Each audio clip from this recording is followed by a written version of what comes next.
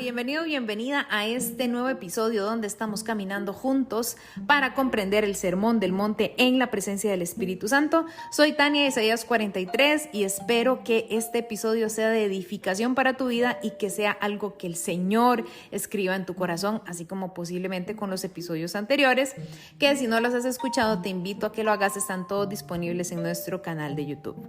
Hoy vamos a hablar de un tema importantísimo para Jesús, que es el perdón, que pues él mismo se encargó de subrayarlo y mencionarlo en diferentes ocasiones, y pues si es importante para él, para nosotros también.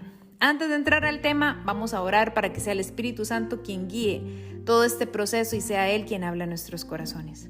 Amado Señor, te damos gracias por este tiempo y este espacio. Declaramos, amado Rey, que aunque este espacio es virtual, las personas están escuchando en diferido este mensaje, estás actuando y estás ministrando su espíritu y su corazón, y que tú imprimes en sus corazones lo que tú deseas hacer en este momento. Nos sometemos a tu autoridad, mi Señor, y declaramos que las palabras que salen de mi boca vienen de tu corazón directo. Quita toda entremezcla, todo pensamiento racional, todo aquello que yo considere que sea importante, que desaparezca, Señor, y que sea solamente tú el que brille, porque todo esto lo hacemos para crecer en el conocimiento íntimo de tu persona, para amarte más, Señor, y con ese amor clamar que vuelvas con esta pasión que solamente tú mereces, mi amado Rey. Amén. Entonces, en Mateo 5:21 dice enseñanza de Jesús sobre el odio. Algún título parecido posiblemente dice en tu Biblia. El tema se refiere en sí al perdón. Por supuesto, se habla del odio y explica un poco más qué es, pero también es importante que entendamos que Jesús viene hablando anteriormente, y en el episodio anterior lo vimos, acerca de la ley. ¿Qué quiere decir la ley? ¿Por qué es importante? Y que al final del día, aunque nosotros no somos llamados y que incluso ni siquiera podemos practicarla como se hacía en la antigüedad en términos pues sencillos de actividades, pues, pero en nuestros corazones sí tiene que estar escrito el significado, la razón y el deseo de obedecer y de buscar obedecerlo. Porque la ley es un tema del corazón, que es lo que al Señor le interesa. La ley es una guía que el Señor nos dio para saber cómo comportarnos en este mundo como los seres humanos que Él diseñó. Recordemos que esta frase de soy un ser humano, peco y bueno, me equivoco y etcétera, es un velo que tenemos con respecto a la máxima creación que el Señor hizo, que fuimos nosotros. ¿Por qué? Por gracia y por amor. Él diseñó seres humanos que les puso una corona y que pueden señorear esta tierra desde el Espíritu. Es la única forma. Y Jesús mismo vino, se hizo hombre para enseñarnos cómo ser esos seres humanos como el Señor los diseñó. Y esto es lo que nos explica en el Sermón del Monte, que es el resumen del Evangelio y los aspectos clave que Él quiere que nosotros entendamos para que caminemos en este mundo como los seres humanos que el Señor diseñó para señorar la tierra en su nombre, para ser sus embajadores, para hacer lo que dice en Génesis 1:26, su imagen y semejanza. Entonces, cuando Jesús empieza a hablar sobre el perdón o sobre el odio, empieza nuevamente haciendo referencia a la ley. Dice en el 21, ustedes han oído que se dijo a los antepasados, no matarás, y cualquiera que cometa homicidio será culpable ante la corte. Esto, como bien recordamos, está en las 10 palabras o en los 10 mandamientos que el Señor le entregó a Moisés, y después es desarrollado en la Torá o en el Pentateuco, en el Levítico bastante, en Números, etc. Entonces, acá Jesús amplía y dice, pero yo les digo que todo aquel que esté enojado con su hermano será culpable ante la corte. Solo por estar enojado con su hermano es culpable. Y cualquiera que diga insensato. Esta palabra insensato, la traducción dice raká, y se considera que es una palabra en arameo, no en griego, porque pues muy posiblemente Jesús estaba dando este sermón en arameo, y raká es como estas palabras, como una palabra coloquial, ¿no? Una frase idiomática o una palabra idiomática para decir propiamente cabeza hueca, ¿verdad? Entonces Jesús, por supuesto, hablaba las palabras populares de ese momento para darse a entender.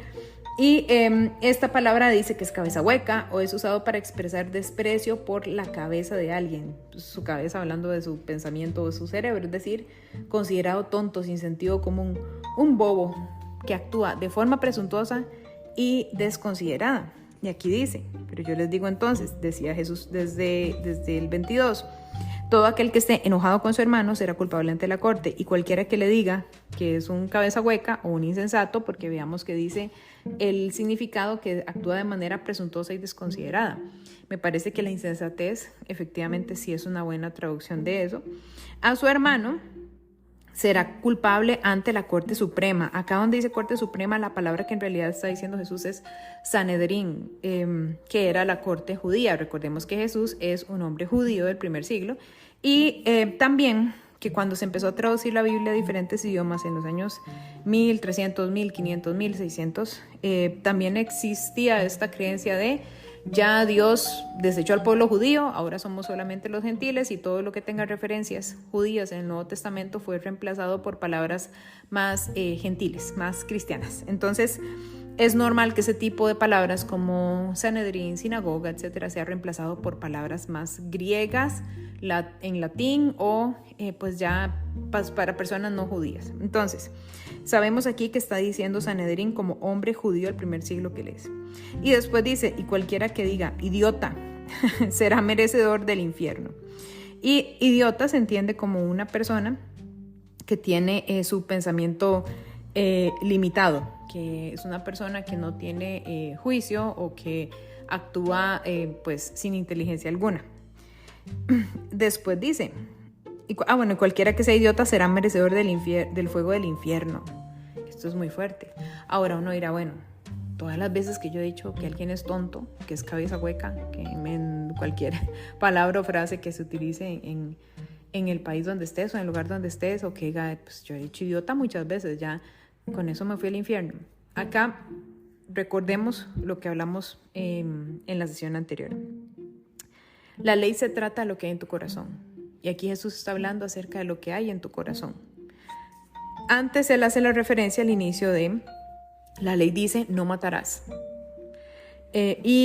Cualquiera que haya cometido homicidio será culpable ante la corte. Pero hasta ahí se quedaba.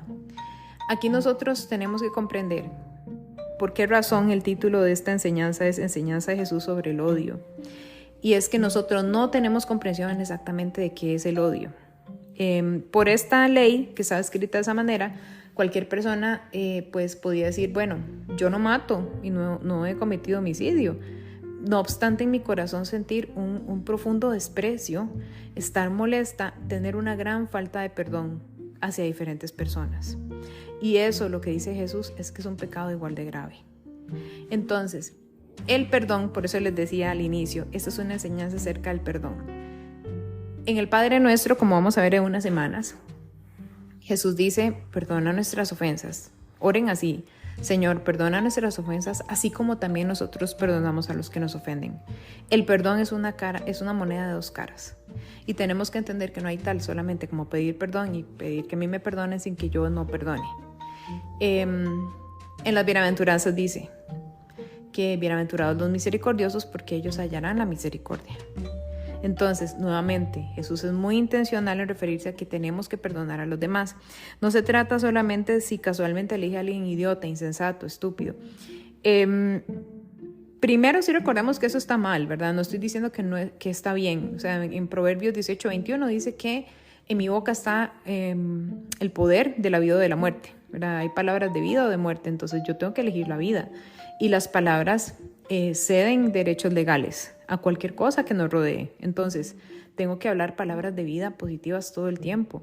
No tengo por qué estar insultando, ni atándome a mí mismo, ni atando a mi familia, ni maldiciendo, jamás, jamás. Porque nosotros, de nuevo, somos imagen y semejanza de Dios. Y por eso no podemos ser tan libres hablando así. Pero además de eso, mucho más profundo, lo que está diciendo Jesús es que el mismo destino le espera a una persona que intencionalmente cometió homicidio contra otro, así como aquel que está odiando intencionalmente, aquel que no está perdonando. El odio no es solamente que yo voy y destruyo a alguien, le destruyo su vida. Odio también es no perdonar. Y es algo que tenemos que tener en nuestro corazón. Y me encanta cómo habla Jesús, porque lamentablemente en la modernidad tenemos este tema de que como Dios es un Dios de amor, y yo estoy haciendo mi mejor esfuerzo, entonces siempre me está diciendo, no importa lo que hagas, eres linda, te amo, así es como yo te diseñé. No, Jesús también dice, esto lo estás haciendo mal, y esto no viene de mí, y eso no me gusta, y eso tiene una consecuencia.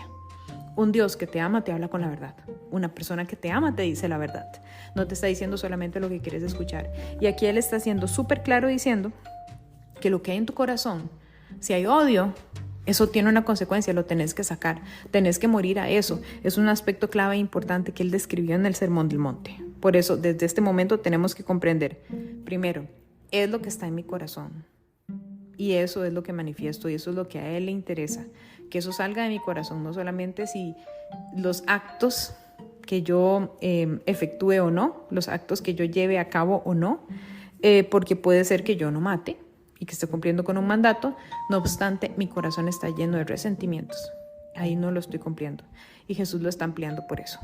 Porque el entendimiento hasta ese momento era, bueno, puedo odiar aquí tranquilo sentado sin matar a nadie, sin infringir la vida de nadie, sin lastimar la vida de nadie, y eso no puede ser. En realidad el contexto es lo que hay en tu corazón es lo que importa. Luego en el 23 Jesús dice, por tanto, si estás presentando tu ofrenda en el altar y allí te acuerdas que tu hermano tiene algo contra ti, deja tu ofrenda allí delante del altar, ve, reconcíliate primero con tu hermano y entonces ven a presentar tu ofrenda. Esta frase, esto de 23 y 24, hablan acerca de la gran importancia que Jesús le está dando a este tema de perdonar. ¿Por qué?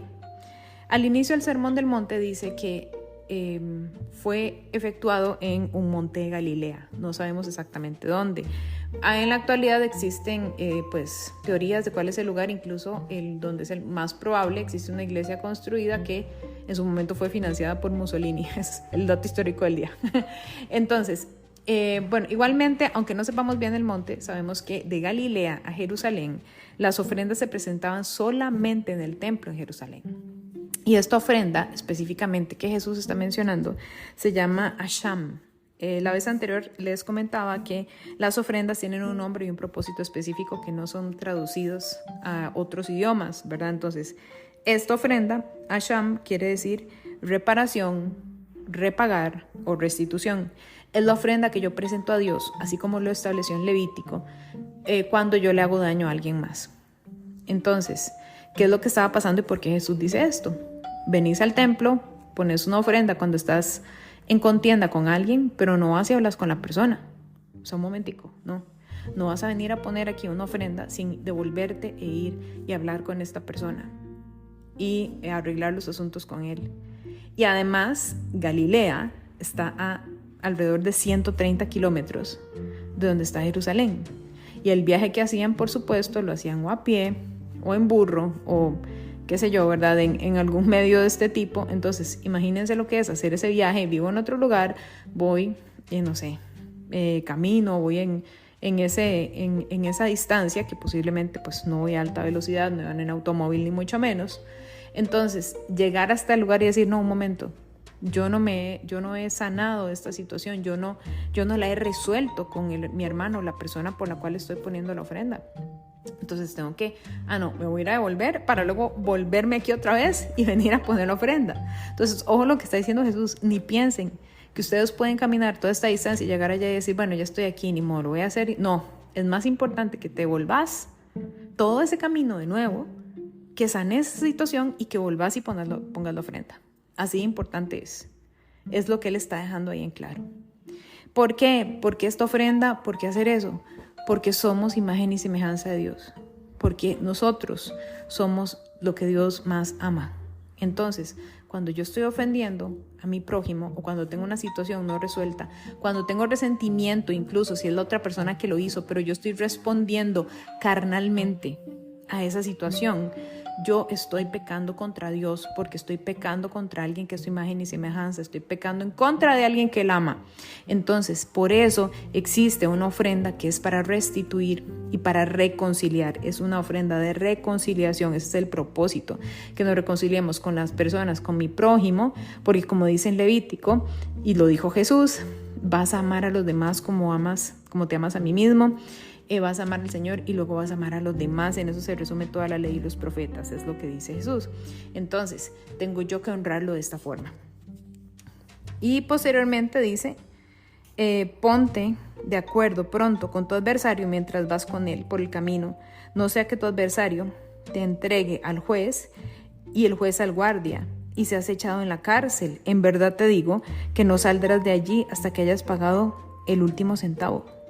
Entonces acá Jesús nos está diciendo, tiene consecuencias no solamente cuando llegues a mi presencia o cuando yo vuelva, a lo que pase primero, ya sea que el Señor nos llame o Él vuelva, o sea, cuando sea el juicio, ¿verdad? Cuando estemos todos allá cuando estemos delante del Señor y Él esté diciendo quiénes son ovejas, quiénes son cabras, quién fue trigo, quién fue cizaña, y listo, ¿verdad? No solamente en ese momento, sino que desde ya hay consecuencias, y aquí lo está dejando en claro. Si no actúas, si no resuelves tus situaciones, eso puede tener consecuencias, tendrá consecuencias en la vida que estás viviendo. Si quieres evitarlo, actúa de la forma correcta, y te estoy diciendo cómo es. Y posiblemente es algo que no te gusta, tal vez no es algo que te guste ir a reconciliarte con tu hermano de la manera que yo te estoy mandando.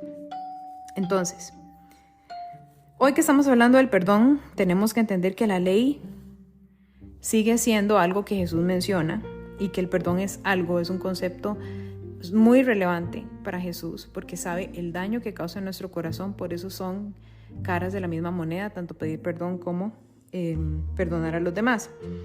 Y además, lo que importa acá es lo que tengamos impreso en nuestro corazón. Y Jesús lo hace muy claro diciendo, sepa que solamente con sus palabras, no importa si usted mató o no, lo que usted tenga en su corazón, aunque sea manifiesto diciéndole a alguien, eres muy tonto, no sé, una palabra como que parezca inocente hasta eso, está mal, eso no está bien y tiene exactamente la misma consecuencia. Ya sea cuando estemos delante del Señor en nuestro juicio final o en nuestra vida natural va a tener consecuencias también. La falta de perdón tiene consecuencias graves en nuestra salud, en nuestro diario vivir, en nuestro trabajo, con nuestra familia, con proyectos que tengamos, en fin.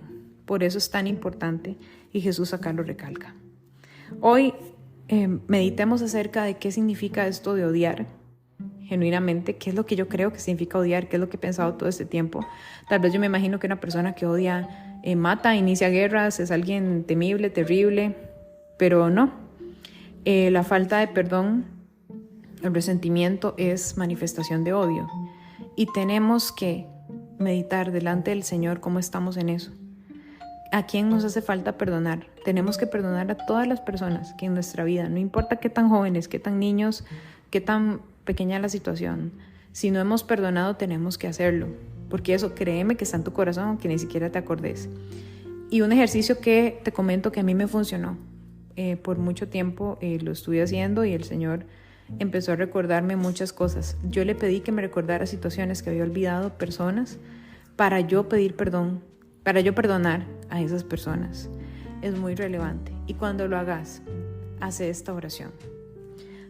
Señor, por tu preciosa sangre yo te pido que el pecado que esta persona cometió en mi contra, no lo tomes en contra de ellos a la vez. Perdónalo, Señor, tú también como yo los estoy perdonando en este momento, y que ambos seamos libres de la condenación y de la contaminación que esta situación trajo en nuestras vidas. Sana el dolor y toda consecuencia que yo no vea en mi corazón a raíz de lo que esta persona hizo en mi contra. Y yo declaro que la perdono. Señor, deseo perdonar a esta persona. Concédeme la capacidad de perdonar. Porque perdonar inicia con una decisión de tu parte, con un sí al Señor. Pero es el Espíritu Santo quien lo hace posible eventualmente en tu corazón. Así que atenta a esta situación, porque Jesús lo dijo y para seguirlo, para poder afrontar todo el mundo por venir, es necesario estar limpio de estos pendientes. Espero que esto haya sido de edificación para tu vida. Que Dios te bendiga.